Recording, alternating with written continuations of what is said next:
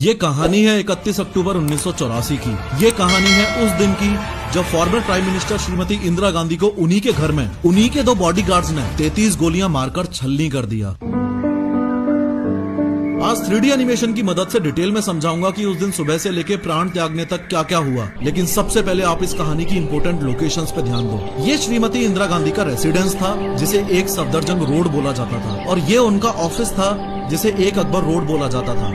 दोनों बॉडीगार्ड्स ने इनके ऊपर अटैक इस गेट पर किया था, और ये वो रास्ता है जो पीएम के ऑफिस को पीएम रेसिडेंस से जोड़ता है। इस अटैक की लोकेशन से 4.4 किलोमीटर दूर है ये एम्स हॉस्पिटल, जहां गोलियां लगने के बाद फॉर्मर पीएम को ले जाया गया था।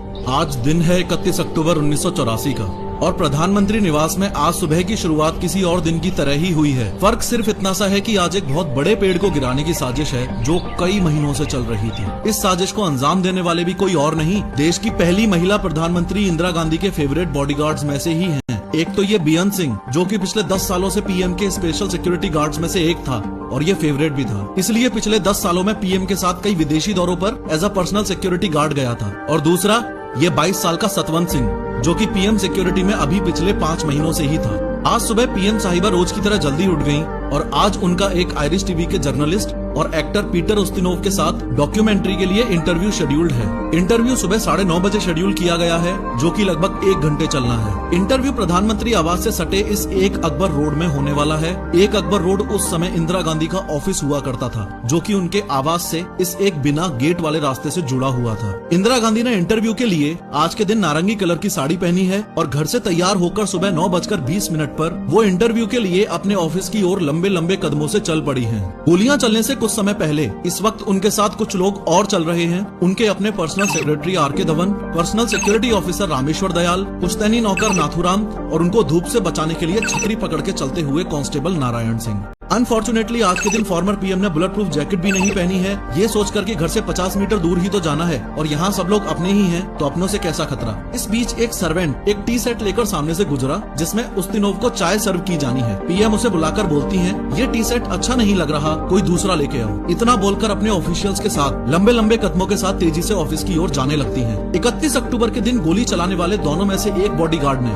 यानी सतवंत सिंह ने, बहाना किया कि उनका पेट खराब है, इसलिए उसे शौचालय के नजदीक तैनात किया जाए। इस तरह बेअंत और सतवंत एक साथ इसी गेट पर प्लानिंग के तहत तैनात हैं। ये गेट जो कि पीएम ऑफिस और रेसिडेंस को जोड़ता है। जैसे जैसे इंदिरा गांधी ऑफिस की ओर तेजी से बढ़ रही हैं, वैसे ही पहला बॉडीगार्ड सब इंस्पेक्टर बेअंत सिंह उनकी ओर बढ़ने लगा। इंदिरा गांधी और बेअंत सिंह की आंखें मिली तो इंदिरा गांधी बेअंत को देख के मुस्कुराई और नमस्ते के लिए हाथ जोड़ने की पोजीशन में आई। ऐसा इसलिए क्योंकि इंदिरा गांधी बेअंत को 10 सालों से जानती थी, और रोज जब भी बेअंत सिंह इंदिरा गांधी को देखता तो नमस्ते करता था। इसलिए आज भी इंदिरा गांधी ने उसको अपने ओर बढ़ता देखकर सोचा कि नमस्ते बोलेगा, इसलिए इंदिरा गांधी ने पहले ही हाथ जोड़ लिए। लेकिन आज बेअंत सिंह का मिजाज बागियों वाला है। आज उसका मकसद कुछ अलग ही है। एकाएक बेअंत ने लगभग 9:25 पर अपनी .38 कैलिबर सर्विस रिवॉल्वर निकाली और तान दी इंदिरा गांधी पर। जब तक कोई कुछ समझ पाता, उससे पहले ही फायर के 3 राउंड बेअंत की रिवॉल्वर से निकल चुके हैं, और ये तीनों गोलियां इंदिरा गांधी की चेस्ट और एब्डोमिनल एरिया में लगी हैं, और यहीं से एक बड़े पेड़ के गिरने की दास्तान शुरू हो चुकी है। 3 गोलियां लगते ही इंदिरा गांधी जमीन पर गिर गई और जोर से बोली, ये क्या कर रहे हो। बेअंत 1 सेकंड के लिए रुका और सतवंत को देखकर जोर से चिल्लाया, गोली चला। सतवंत, जो अभी तक बेअंत के पास बूथ बना खड़ा था, वो अपनी कार्बाइन बंदूक को इंदिरा गांधी की ओर घुमाकर 30 गोलियां बर्स्ट फायर कर देता है। इंदिरा गांधी को बचाने के लिए जैसे ही उनके personal security officer Rameshwar Dayal आगे बढ़े, तो उनके पांव में सतवंत के द्वारा चलाई गई गोलियां लगी और वो वहीं पर गिर गए। एक अकबर रोड यानी कि पीएम ऑफिस से एक पुलिस ऑफिसर दिनेश कुमार भट्ट ये देखने के लिए बाहर आए कि ये गोलियां कहां चली हैं। उसी समय बेअंत और सतवंत सिंह ने अपने वेपन्स फेंककर सरेंडर करने के लिए हाथ खड़े कर दिए और कहने लगे कि हमको जो करना था वो हमने कर दिया, अब तुम्हें जो करना है कर लो। और उन्होंने इंदिरा गांधी से ऑपरेशन ब्लू स्टार का बदला ले लिया। ऑपरेशन ब्लू स्टार में इंदिरा गांधी ने सिखों के पवित्र स्थल गोल्डन टेम्पल को कुछ अलगाववादियों से आर्मी ऑपरेशन के जरिए फ्री करवाया था। आर्मी ऑपरेशन की वजह से काफी सिख उनसे खफा थे। कांस्टेबल नारायण सिंह ने आगे कूदकर बेअंत सिंह को जमीन पर पटक लिया। पास के गार्ड रूम से आईटीबीपी के जवान दौड़ते हुए आए और उन्होंने सतवंत सिंह को भी अपने घेरे में ले लिया। टोटल 33 फायर किए गए हैं, जिसमें से 30 गोलियां इंदिरा गांधी को लगी और काफी गोलियां उनके शरीर को चीरकर निकल गई। इंदिरा गांधी के पर्सनल सेक्रेटरी आर.के. धवन ने होश संभाला और चिल्लाकर एम्बुलेंस लाने के लिए बोला, लेकिन कहते हैं ना, भूमि को कौन टाल सकता है। एक दिन पहले ही भुवनेश्वर में हुई इलेक्शन रैली के भाषण में इंदिरा गांधी ने कहा था कि चिंता नहीं है कि मैं जीवित रहूं या नहीं रहूं।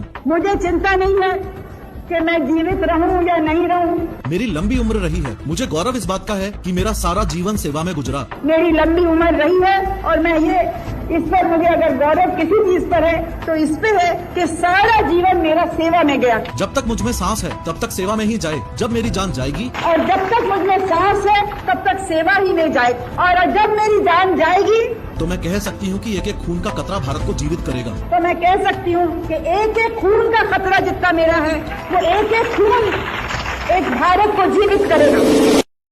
इंदिरा गांधी के कहे गए शब्द आज यानी 31 अक्टूबर 1984 को सच होते दिख रहे हैं। भारत की मिट्टी में वो अभी लहूलुहान पड़ी हैं। मानो समय रुक सा गया है और जो एम्बुलेंस लाने को बोला था वो अभी तक आई नहीं है। पीएम हाउस में हर समय एक एम्बुलेंस खड़ी रहती है, लेकिन आज के दिन उसका ड्राइवर वहाँ पर यानी कि पीएम आवास में ड्यूटी पर मौजूद नहीं है। यही सबसे पहला संकेत है कि आगे आने वाले घंटे इंदिरा गांधी के लिए बहुत ही मुश्किल भरे होने वाले हैं। गोलियों की आवाज सुनकर कांग्रेस लीडर माखनलाल फोतेदार इंदिरा गांधी के पास पहुंचे और एम्बुलेंस ना आते देख आर के धवन ने चिल्लाकर कोई भी कार निकालने के लिए कहा। इंदिरा गांधी को जमीन से आर के धवन और माखनलाल फोतेदार ने उठाकर सफेद एम्बेसडर कार की पिछली सीट पर रखा। आगे की सीट पर आर के धवन, फोतेदार, सिक्योरिटी ऑफिसर दिनेश भट्ट और ड्राइवर बैठे हैं। गोली की आवाज सुनकर सोनिया गांधी नंगे पांव ही गाड़ी की ओर दौड़ी। इंदिरा गांधी को इस हालत में देखकर वो उसी हाल में कार की पीछे वाली सीट पर बैठ गयी। उन्होंने खून से लथपथ इंदिरा गांधी का सिर अपनी गोद में लिया और कार बहुत तेजी से इनकी तरफ बढ़ी। 9:31 पर एम्बेसडर कार एम्स के इमरजेंसी वार्ड के गेट पर पहुंच गई। इमरजेंसी वार्ड का गेट खोलने में और गाड़ी से इंदिरा गांधी को उतारने में ही 3 मिनट का टाइम लग गया है और इस समय गुजरने वाली हर एक सेकंड बहुत ही ज्यादा इंपॉर्टेंट है। अनफॉर्चुनेटली आज एम्स के इमरजेंसी वार्ड में एक